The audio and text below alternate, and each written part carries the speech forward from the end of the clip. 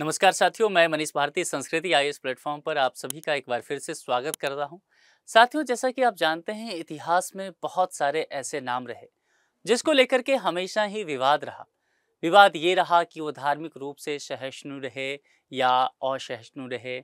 वह क्या सांप्रदायिक थे, क्या क्रूर थे, कितने अहिंसक हिंसक थे, किस धर्म को मानते थे, नहीं मानते थे, क्या उनका अपना नीति था, उनके के कितने अनुयायी थे। मतलब अलग अलग लोगों को लेकर के अलग अलग तरह का विवाद रहा है। ऐसा ही एक नाम उभर करके सामने आता है मैसूर के शासक टीपू सुल्तान को लेकर के। टीपू सुल्तान एक ऐसा नाम रहा जिसको लेकर के बहुत सारे इतिहासकारों का ऐसा मानना है कि टीपू सुल्तान एक नायक थे जिन्होंने अंग्रेजों से लोहा लिया, अपने साम्राज्य को बेहतर किया। भारत में अगर उस समय देखेंगे तो मैसूर के हिसाब से देखा जाए तो नई युद्ध नीति को अपनाया। तमाम तरह की ऐसी बातें आपको टीपू सुल्तान के विषय में कहते हुए लिखते हुए ऐसे इतिहासकार नजर आएंगे जिससे आप ये समझ पाएं कि टीपू सुल्तान वाकई एक नायक थे। वहीं बहुत सारे ऐसे इतिहासकार आपको नजर आ जाएंगे जो यह कहते हुए नजर आएंगे कि टीपू सुल्तान एक खलनायक थे। खलनायक मतलब एक विलेन। वह अलग अलग तर्क उनका भी रहता है।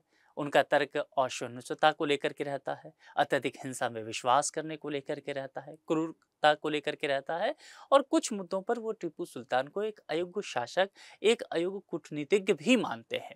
ठीक है। मराठा साम्राज्य से जिस हिसाब से टकराहट रहा मैसूर का, खास करके टीपू सुल्तान का, वह भी बातें कही जाती है। पूर्व के शासक हैदर अली के बातों को ठीक से नहीं समझने का भी इन पर कई बार आरोप लगता है। आज के इस लेक्चर में हम इसी मुद्दे पर चर्चा करने वाले हैं। बेहद दिलचस्प ये मुद्दा है कि मैसूर के शासक टीपू सुल्तान वाकई नायक थे या खलनायक। पूरे लेक्चर को बहुत ध्यान से सुनिएगा और फिर अंत में आप लोगों पर ही मैं ये निर्णय छोड़ूंगा लेक्चर का पूरा डिबेट करने के बाद कि आपका कंक्लूजन इस विषय में क्या है। टीपू सुल्तान को आप किस श्रेणी में रखना चाहेंगे, कमेंट करके आप फिर मुझे बताते चलेंगे। अब इतिहासकारों का मत मैंने आपको बताया। कई इतिहासकार जो चीजें बताते हैं उसमें यह भी कहते हैं कि टीपू सुल्तान के वह कि एक ऐसा व्यक्ति जिसका सभी धर्म में विश्वास हुआ करता था, है ना। चूंकि यह इस्लामिक व्यक्ति थे, इस्लामिक पद्धति को अपनाते थे, लेकिन इसके बावजूद भी राज्य में जो हिंदू धर्म के लोग थे, जो इनके सलाहकार थे, उनके बातों का भी सम्मान करते थे। इसके लिए यह भी कहा जाता है कि बहुत सारे मंदिरों को इन्होंने अनुदान देने का भी काम किया था, है ना। वही बहुत सारे जो इतिहासकार हैं इन्हें क्रूर शासक के रूप में भी देखते हैं। अब चलिए यहाँ से कुछ चीजें समझते हैं कि कैसे टीपू सुल्तान मैसूर की सत्ता पर सबसे पहले पहुंचते हैं। देखिए, मैसूर के सुल्तान जो हैं हैदर अली की मौत होती है तो उससे पहले एक उन्होंने टीपू सुल्तान को एक खत लिखा था। उस खत को समझना बेहद जरूरी है, क्योंकि चर्चा यही होता है। कई बार बहुत सारे इतिहासकार कहते हैं कि हैदर अली बहुत दूरदर्शी व्यक्ति थे, टीपू सुल्तान उनके उस बातों को ठीक से समझ नहीं पाए, है ना। अब देखिए यहाँ पर इन चीजों को 6-7 दिसंबर 1782 की रात मैसूर के सुल्तान हैदर अली की मौत हो गई थी, है ना। कुछ बीमारी था उनको जिसका डॉक्टर इलाज नहीं ढूंढ सके थे उस समय वैद्य उनके, और जिस वजह से उनकी मृत्यु हो गई।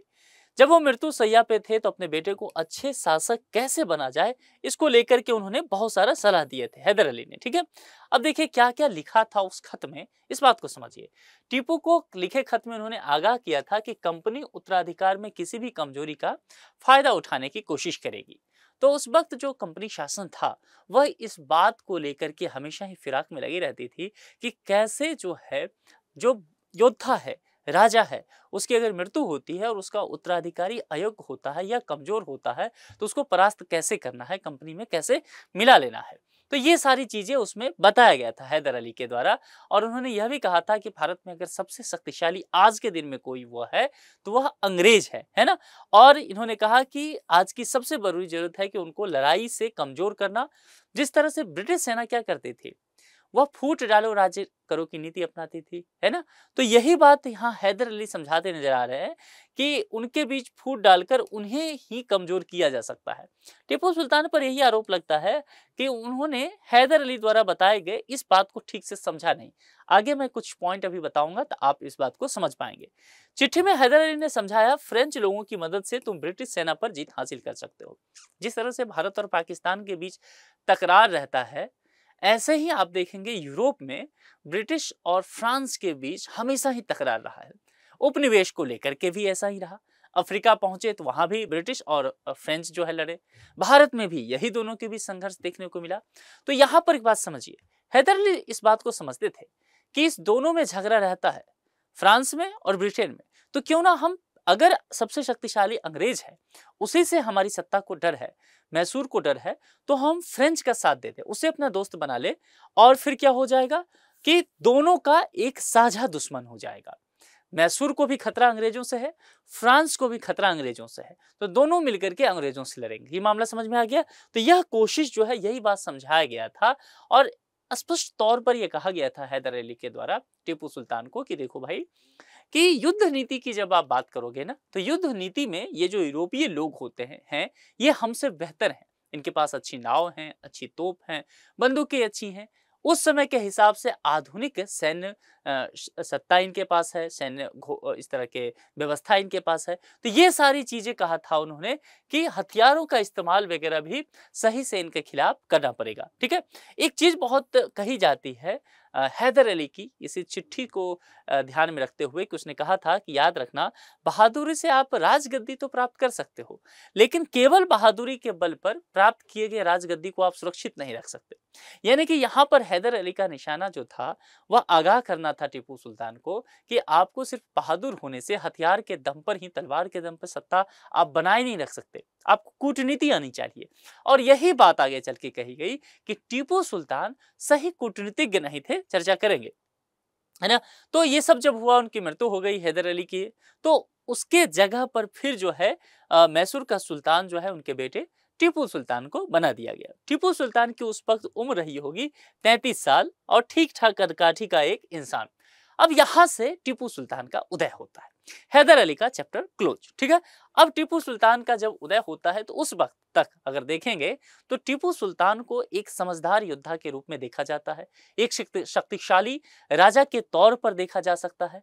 अंग्रेजों को न सिर्फ पैलेरीपुर की लड़ाई में हराया था, बल्कि 1782 में उन्होंने तंजौर के बाहर कर्नल जॉन ब्रेथवेयर के नेतृत्व वाली कंपनी की सेना को भी पराजित किया था।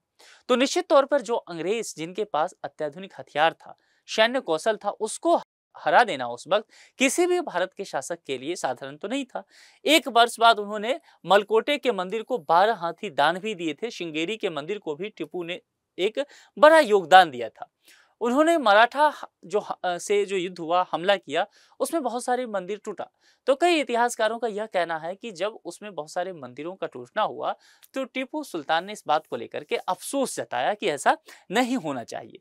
यह भी कहा गया कि टीपू सुल्तान जो है, इस्लाम का एक सच्चा अनुयायी था। इसके अलावा उसने एक सामरिक संस्कृति जो भारत का है, जिसको हम लोग गंगा यमुना तहजीब कहा करते हैं, उसको भी अपनाया, उस कल्चर को अपनाया। और कई विद्वानों का ऐसा भी कहना है कि हिंदू देवी देवताओं में भी एक तरह से उसका पूरा विश्वास था। इतिहासकार इरफान हबीब के अनुसार कुछ बातें समझते हैं। इस बात से प्रमाण है कि टीपू ने अपने ब्राह्मण सलाहकारों की सलाह का पालन करते हुए अपने सभी सैनिकों को, चाहे वह हिंदू हो या मुसलमान, पवित्र नदियों में स्नान करने का आदेश दिया था, ताकि उनका डर जाता रहे और वो मराठा से बेहतर योद्धा साबित हो। सोचिए, जो एक किंवदंती वहां था कि पवित्र नदी में स्नान करने से वह बेहतर योद्धा होंगे, तो चाहे वह अब ये हिंदू धर्म के आधार पर यह आस्था था, लेकिन उनके साम्राज्य में इस्लामिक धर्म को मानने वाले, इस्लामिक व्यवस्था को मानने वाले सैनिक भी थे, तो उसे भी आदेश दिया गया कि तुम भी जाओ उस नदी में, पवित्र नदी में स्नान करो।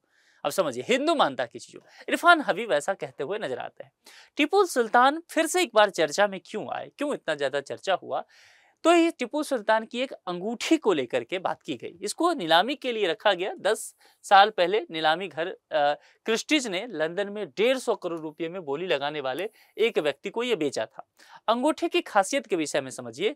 82 ग्राम खालिश सोने की इस अंगूठी पर देवनागरी लिपि में कुछ लिखा था, और जो लिखा था वह दिलचस्प था। देवनागरी लिपि में उस पर अब राम लिखा था। अब देखिए, राम शब्द जो है वह हिंदू धर्म का परिचायक है, लेकिन टीपू तो इस्लाम को मानने वाला था।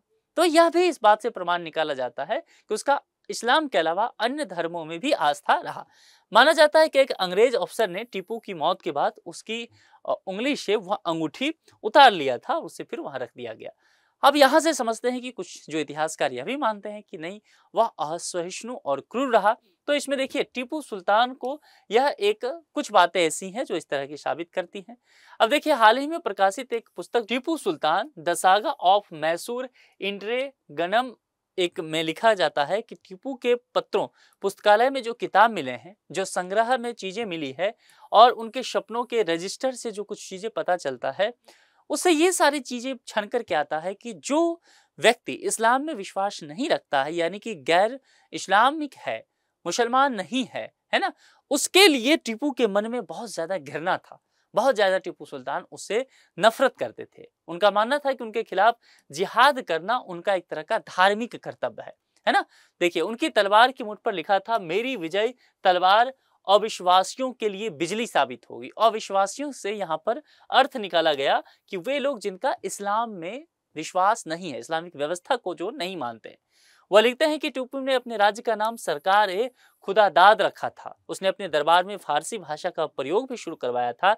यही नहीं, उन्होंने कई नगरों के पुराने नाम बदल करके इस्लामी नाम भी रख दिए थे, जो हिंदू धर्म के तहत से नाम हो सकता था, उसको बदलने का काम किया गया। Lewis Rice Mysore a gazetteer compiled for the government में लिखते हैं, टीपू ने जानबूझकर मैसूर के पुराने हिंदू देवताओं की, जो देवी देवता थे, उनकी स्मृतियों को मिटाने की कोशिश भी किया। शताब्दी पुरानी जो सिंचाई व्यवस्था था उसको नष्ट किया और एक नई सिंचाई व्यवस्था भी शुरू करने का काम किया, जो कि अपने नाम से किया गया था, है ना। इतिहासकार सुरेंद्रनाथ सेन का भी मानना होता है कि ये टीपू के इस पक्ष को मानते हैं कि वो एक कट्टर इंसान नहीं था। उन्होंने जबरदस्ती कुछ लोगों का धर्मांतरण जरूर करवाया था, लेकिन इनका कहना है, इस इतिहासकार का जो सुरेंद्रनाथ सेन जी हैं, कि धर्मांतरण जो कराया गया था, यह मुद्दा ऐसा नहीं देखना चाहिए कि एक तरह से धार्मिक था, बल्कि यह एक राजनीतिक मुद्दा था, ठीक है। और राजनीतिक मुद्दा की वजह से ऐसा किया गया था। अत्यधिक हिंसा में विश्वास को लेकर भी कुछ लोग कहते हैं। विलियम डेल रिम्पल लिखते हैं, टीपू सुल्तान ने कई बार पकड़े गए दुश्मन, चाहे वो हिंदू हो ईसाई हो, दोनों का निर्दयता पूर्वक जो है धर्मांतरण कराया। अब होता क्या है ना, युद्ध में कोई बंदी बना, दुश्मन पकड़ा है, तो आप उसको सजा दीजिए, राजा है। लेकिन जब आप धर्म परिवर्तन कराते हैं तो ऐसा लगता है कि आप उसके विश्वास को ठेस पहुंचाना चाह रहे हैं। तो यह भी आरोप टीपू सुल्तान पर लगता रहा है ना। यह भी कहा गया कि उसने अपने हिसाब से विरोधियों, जिनको उन्होंने हराया था, उसके खिलाफ अत्यधिक हिंसा का इस्तेमाल भी किया था। विलियम ये भी लिखते हैं कि ऐसे भी बहुत सारे उदाहरण हैं कि टीपू इतना ज्यादा निर्दयी और क्रूर होता था कि जिस व्यक्ति को भी पकड़ लेता था तो उसका हाथ काट देना, पैर काट देना, नाक काट देना, ये सारी व्यवस्था किया करता था। और बहुत सारे जो उसके दुश्मन होते थे या सैनिक जो होते थे, वह यदि हिंदू होता था या ईसाई होता था तो उसको क्या करता था, हाथियों के पैर में बांध दिया जाता था और उसको घसीटा जाता था। और तब तक घसीटा जाता था जब तक उसके शरीर के टुकड़े टुकड़े नहीं हो जाते। ये बहुत सारे इतिहासकार यहाँ पर विलियम के द्वारा ये लिखा गया है। तो यह इस बात को भी दिखाता है कि दूसरे धर्म के लोगों के प्रति उसका रवैया जो है वह बेहतर नहीं था। इस क्रूरता के साथ साथ यह भी कहा गया कि टीपू के कूटनीतिक गुणों में भी अभाव था। जैसा कि हैदर अली ने बताया था कि तुम जो है हथियार के दम पर, तलवार के दम पर सत्ता प्राप्त कर सकते हो, पर उस सत्ता में बने नहीं रह सकते। इसके लिए सिर्फ जो है ताकत नहीं चाहिए, कूटनीति चाहिए। तो यहाँ पर बहुत सारे इतिहासकार का कहना है कि ये चीजें देखा गया कि कूटनीति का अभाव है। अब कैसे, यहाँ पर समझिए। जब कॉर्नवालिस सितंबर 1786 में कोलकाता पहुंचा, टीपू मराठा पेशवा और हैदराबाद के निजाम से युद्ध कर रहे थे। अब ये समझ लीजिए, ये जो है मराठा पेशवा और हैदराबाद निजाम, ये एक समय इनके जो पिता हुआ करते थे, उन्होंने इसे अपना मित्र बनाया था, बड़ी जतन करके, बड़ी कोशिश करके बताया था। और उनके पिता हैदर अली ने अंग्रेजों के खिलाफ इन दोनों के एकजुट कर लिया था। लेकिन अपने पड़ोसियों पर टीपू के हमले से उन्हें टीपू के विरुद्ध कॉर्नवालिस का साथ देना पड़ा था। और कॉर्नवालिस का साथ दिया तो जाहिर सी बात है, यहाँ पर टीपू जो है वह कमजोर साबित हुआ। अपने नाम पर खुतबा भी ये पढ़वाने का काम किया। अब देखिए, यहाँ पर यह घटना अलग तरह का है। टीपू जो है मुगल बादशाह शाह आलम से सभी संबंध खत्म कर लिया और उसके संप्रभुता को भी मानने से इनकार कर दिया। यहाँ पर यह भी कहा गया कई किताबों का जिक्र करके कि टीपू ने यह आदेश दिया कि जुम्मे की जो नमाज होती है ना, उसके बाद जो पढ़ा जाने वाला खुतबा होता है, वह अब मुगल बादशाह के नाम पर नहीं किया जाएगा, बल्कि टीपू सुल्तान के नाम पर किया जाएगा। टीपू ने यह भी इसके पीछे तर्क दिया कि बादशाह खुद जो है 15,000 रुपये महीने के एवज में सिंधिया का गुलाम हो गया है, तो जाहिर सी बात है उसके प्रभुत्व को ना माना जा सकता है। ये सारे इतिहासकार, बहुत सारे किताब, इसके बिहाफ पे बहुत सारे तर्क दिए गए। कुछ लोगों का मानना है कि नहीं, टीपू सुल्तान जो है एक महान शासक रहा, एक नायक रहा। कुछ लोगों का इन्हीं तर्कों के आधार पर मानना है कि नहीं, वह एक खलनायक था। वजह यह कि बेहद हिंसक, निर्दयी, क्रूर रहा, खास करके हिंदुओं के लिए, ईसाइयों के लिए, यानी कि जो भी गैर इस्लामी थे, जिनका इस्लाम धर्म में विश्वास नहीं था, उसके लिए वह नफरत का भाव रखता था। ये सारी डिबेट हमने देखा। अब आप पर निर्भर करता है कि आप इस पर क्या सोचते हैं। आप कमेंट बॉक्स में लिख करके बताइए कि आप टीपू को खलनायक या नायक मानते हैं। ठीक है, यहाँ पर एक प्रश्न भी है, इसका भी जवाब कमेंट बॉक्स में दीजिए। टीपू सुल्तान मैसूर का शासक कब बना? 4 विकल्प है, जो भी विकल्प आपको सही लगता हो उसका जवाब आप कमेंट बॉक्स में जरूर लिखिए। आज के इस लेक्चर में इतना ही। अपना बेहद ख्याल रखिए। बहुत बहुत शुक्रिया। Thank you so much.